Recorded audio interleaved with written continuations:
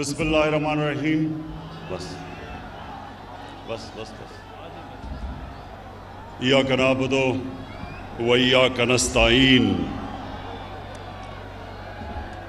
मेरे हाफिजाबाद के नौजवानों, बुजुर्गों, मेरी बहनों, इस शानदार इस्तकबाल का मैं आपका शुक्रिया अदा करता हूं। बहुत बहुत शुक्रिया।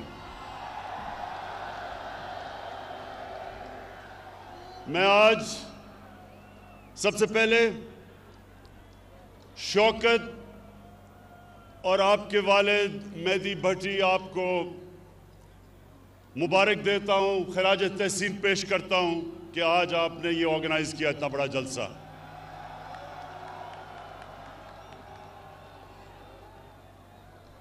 आज हमने हाफिजाबाद यूनिवर्सिटी और 400 बेड का डिस्ट्रिक्ट हॉस्पिटल बनाने का फैसला किया।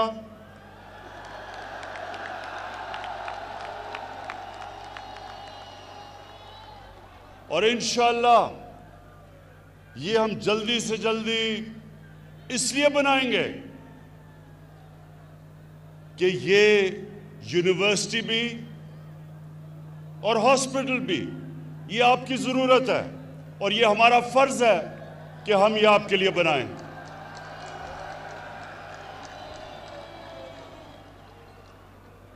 उससे ज़्यादा हाफिजाबाद, उससे ज़्यादा मुझे इस चीज़ की खुशी है कि पंजाब गवर्नमेंट ने फैसला किया कि 2020 तक, इस साल तक 50% पंजाब को हेल्थ कार्ड, हेल्थ इंश्योरेंस दी जाएगी और अगले साल 2021 में सारे पंजाब के लोगों को हेल्थ इंश्योरेंस, हेल्थ इंसाफ कार्ड मिलेगा। जो उस्मान बुज़दार ने बात की कि पनाहगाह, हमने पाकिस्तान में पहली दफा शहरों के अंदर पनाहगाह बनाई। किसके लिए? मजदूर आता है काम करने के लिए, पनाहगाह में वो ठहरता है, उसके पैसे बच जाते हैं, किराया बच जाता है, खाना मिलता है, खाने के पैसे बचते हैं और वो सारा पैसा अपने बीवी बच्चों को भेजता है। ये पहली दफा पाकिस्तान के अंदर पनाहगाह बनी है और मुझे खुशी ये है कि ये हमारा जो सफ़र है पाकिस्तान को फलाई रियासत बनाने का, वो शुरू हो चुका है। हम इंशाअल्लाह जो अगला काम करने जा रहे हैं, जो नया पाकिस्तान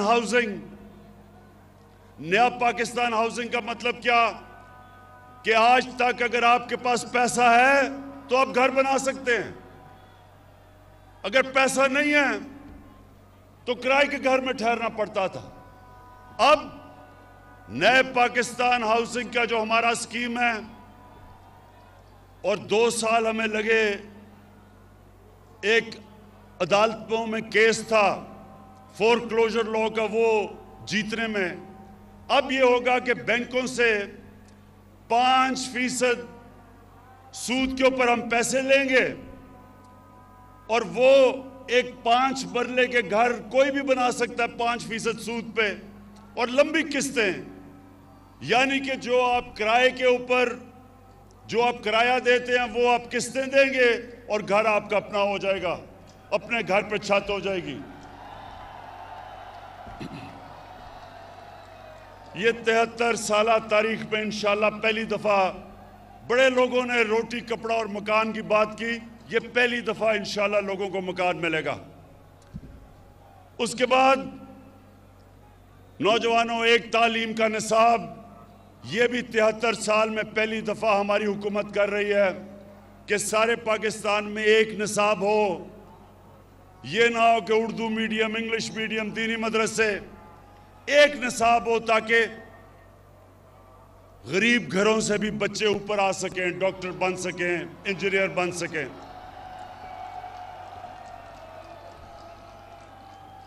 जब 2013 में तहरीक इंसाफ की हुकूमत आई पख्तूनख्वा में, तो 3 साल तक हम सुनते रहे कि जी किधर है नया पख्तूनख्वा। 3 साल हमें सुनना पड़ा कि किधर है नया पख्तूनख्वा।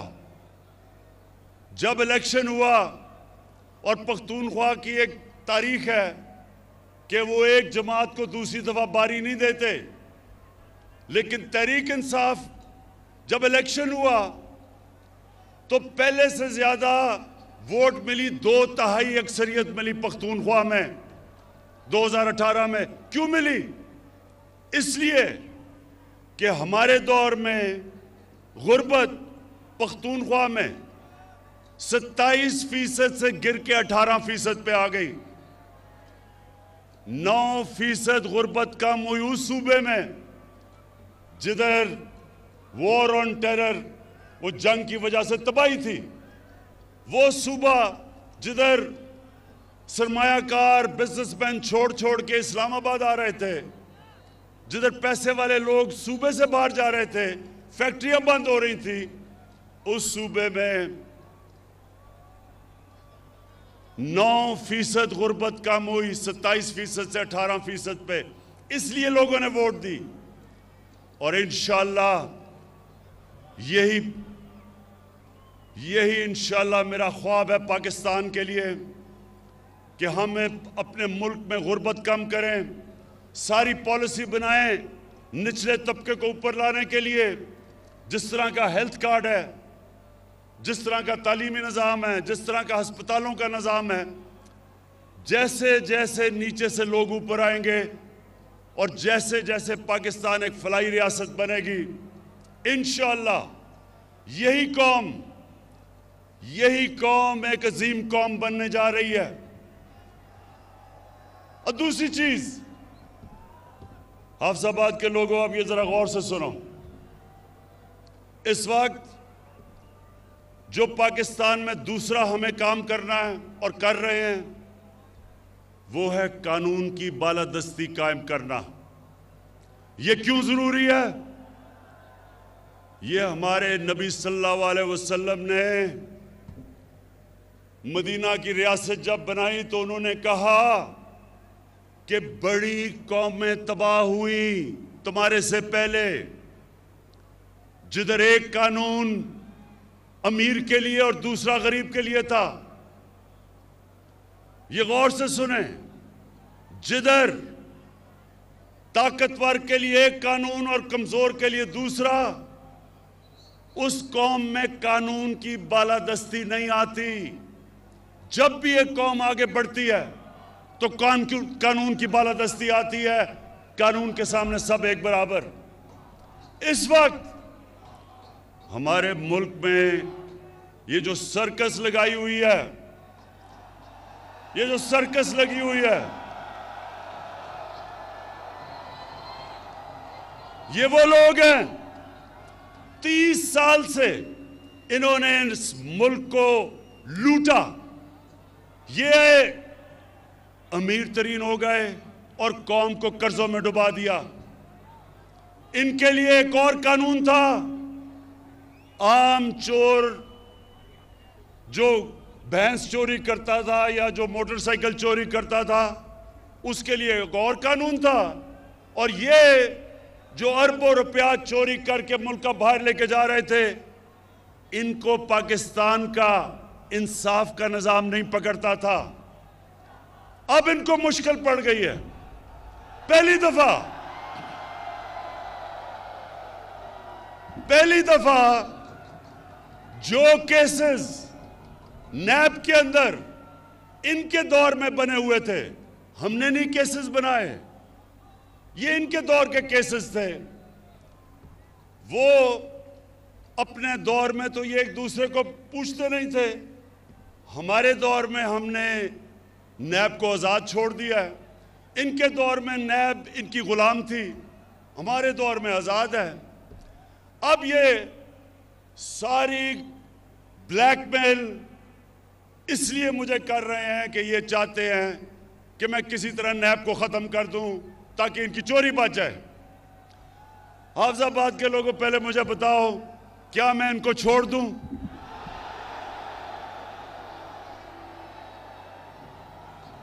कहीं आपको इनके ऊपर तरस तो नहीं आ रहा?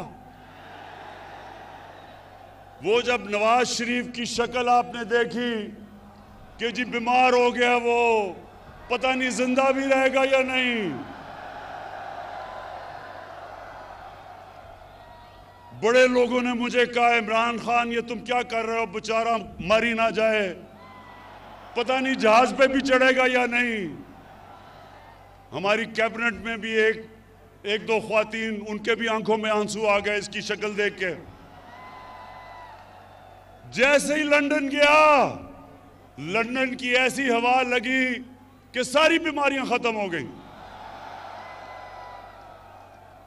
तो ये जो सब इकट्ठे हैं, मैं इन सारों को आज पैगाम देना चाहता हूं कि देखें, आज तक आपका उन लोगों से मुकाबला था, या वो उनको अपनी कुर्सी की ख्वाहिश थी, या वो आप ही की तरह करप्ट थे। आज आप सबका मुकाबला इमरान खान से है।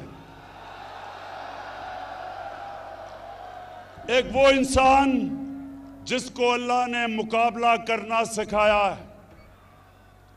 मैं आज आप सबको कह रहा हूं कि आप जो मर्जी कर लें, जितने मर्जी जलसे करने हैं कर लो, लेकिन जब तक आप इस मुल्क का लूटा हुआ पैसा वापस नहीं करेंगे, आपको नहीं छोड़ूंगा।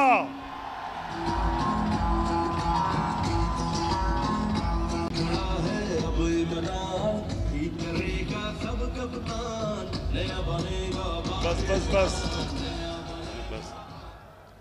अच्छा,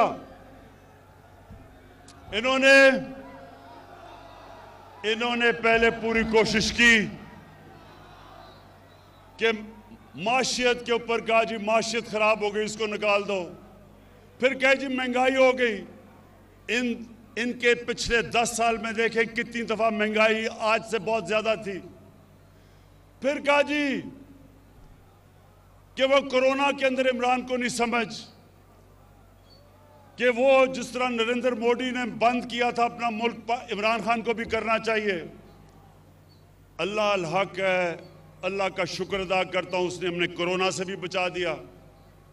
फिर इन्होंने एक फैटफ, एक ऐसी चीज है जिसमें पाकिस्तान को इनकी वजह से ग्रे लिस्ट में डाला हुआ है।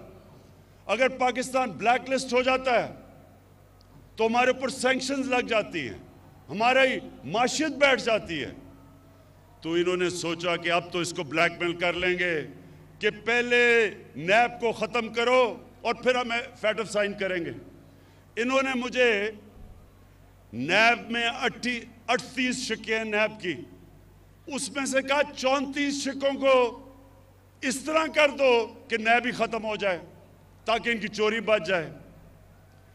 जब मैं नहीं माना तो इन्होंने क्या किया कि इन्होंने अदलियों पे भी हमला किया।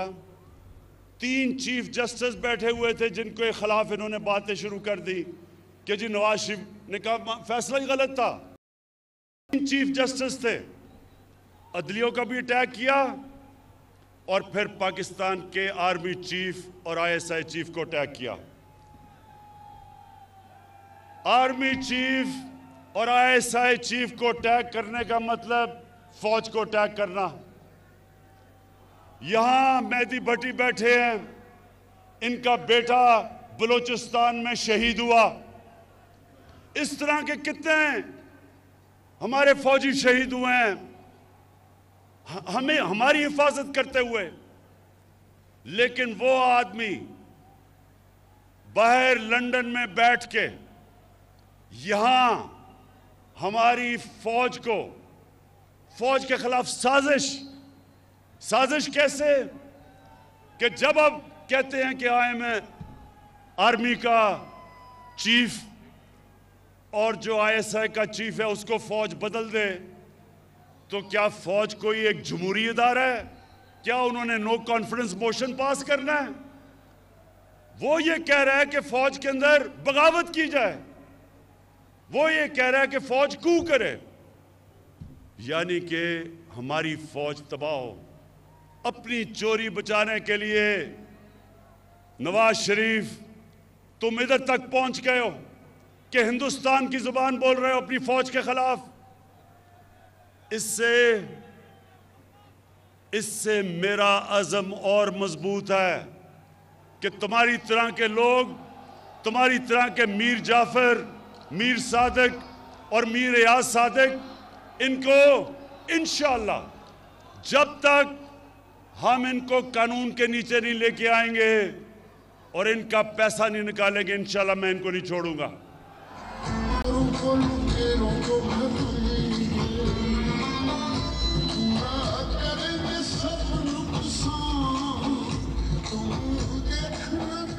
अच्छा, और ये जब सर्कस इनकी लगती है उसमें हर किस्म के लोग होते हैं।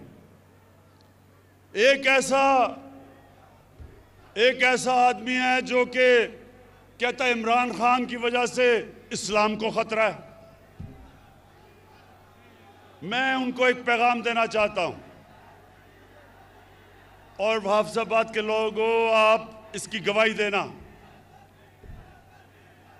आज तक पाकिस्तान की 73 साल तारीख में, हाँ मैं इसी की बात कर रहा हूं,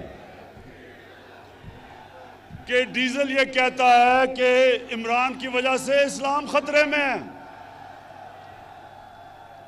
मेरी वजह से इस्लाम खतरे में नहीं है, आपकी तरह के लोगों की वजह से इस्लाम खतरे में है।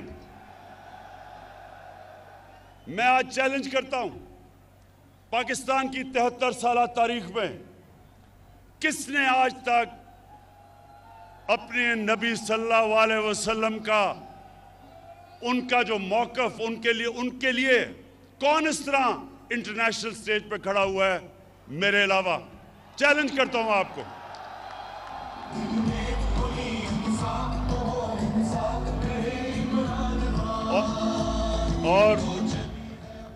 और ये मैं आपको बता दूं, ये किसी वोट के लिए मैंने नहीं किया, ये मेरा ईमान का हिस्सा है। हमारे नबी सल्लल्लाहु अलैहि वसल्लम हमारे दिलों में बसते हैं।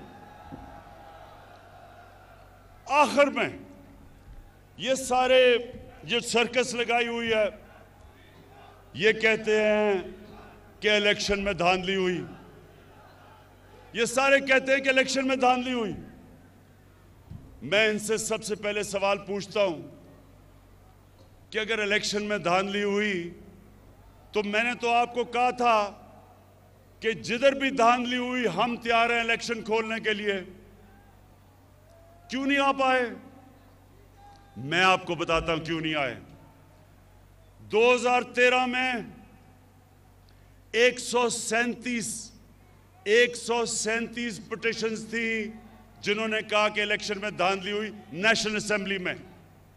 2018 में 137 की बजाय 90 थी, 50% कम पिटिशन थी। और नून लीग की सिर्फ 11 पिटिशंस थी पंजाब के अंदर, और तहरीक इंसाफ की 14 थी। तो सवाल ये मैं पूछता हूं कि अगर धांधली हुई थी तो किधर है आपकी पिटिशंस? क्यों नहीं आपने कहा कि धांधली हुई? इलेक्शन कमिश्नर आपका, केयर टेकर आपकी, आपने सिलेक्ट किया था केयर टेकर इलेक्शन कमीशन, तो धांधली किसने की फिर? और जब मैंने आपको कहा था हम खोलने के लिए तैयार हैं, क्यों नहीं खोला? नौजवानों, एक मेरी बात सुन लें। जब मैं क्रिकेट खेलता था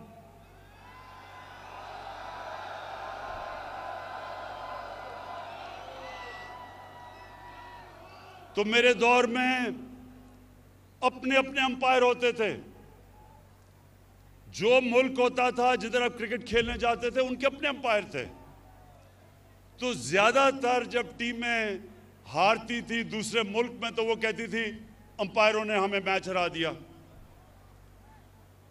तो मैं वो क्रिकेट की तारीख का 150 साल तारीख में वो पहला कप्तान था जिसने कहा कि न्यूट्रल अंपायर आने चाहिए, यानी कि अपने अंपायर नहीं होने चाहिए, दूसरे मुल्क से अंपायर मंगवाओ ताकि वो न्यूट्रल हो।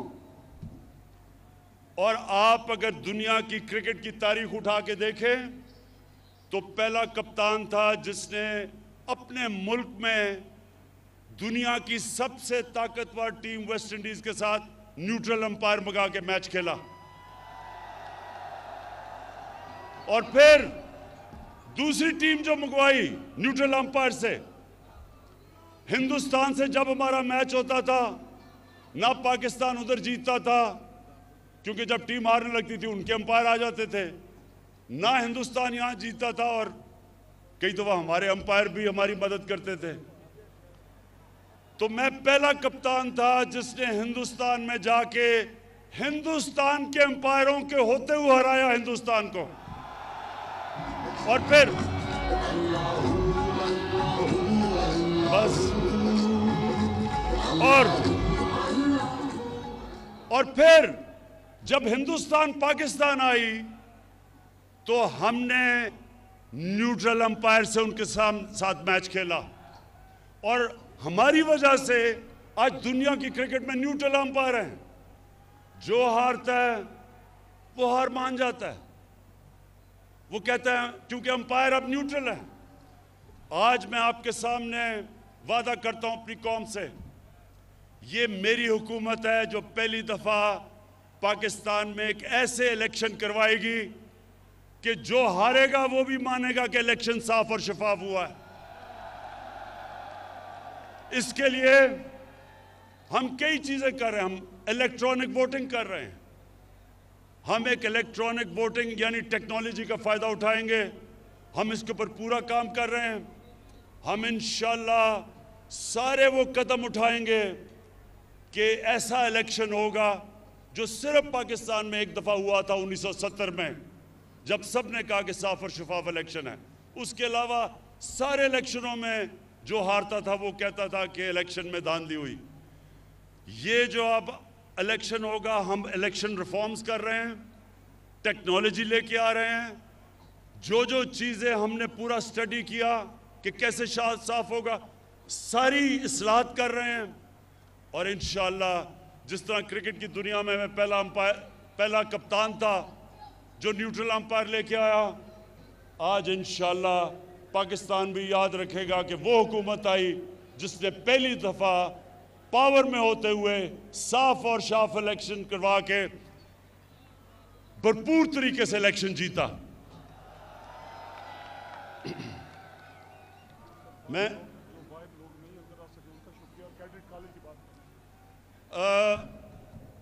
शौकत ने मुझे कहा है कि अभी लोग बहुत बाहर खड़े हैं जो अंदर नहीं आ सके, उनको भी मैं उनका शुक्रिया अदा करता हूँ, खुशामदीद कहता हूँ उनको। और मैं आखिर में ये फिर कहता हूँ कि हमने सारे जो इलाके हमारे पीछे रह गए थे और हाफिजाबाद भी पीछे रह गया था, हम आपके लिए पूरा काम करेंगे। आपके लिए यूनिवर्सिटी, आपके लिए DHQ बड़ा 400 बेड का हॉस्पिटल, और इंशाल्लाह ये जो कैडेट कॉलेज चाह रहे हैं, इंशाल्लाह एक कैडेट कॉलेज के ऊपर भी हम काम शुरू करेंगे। बहुत बहुत शुक्रिया।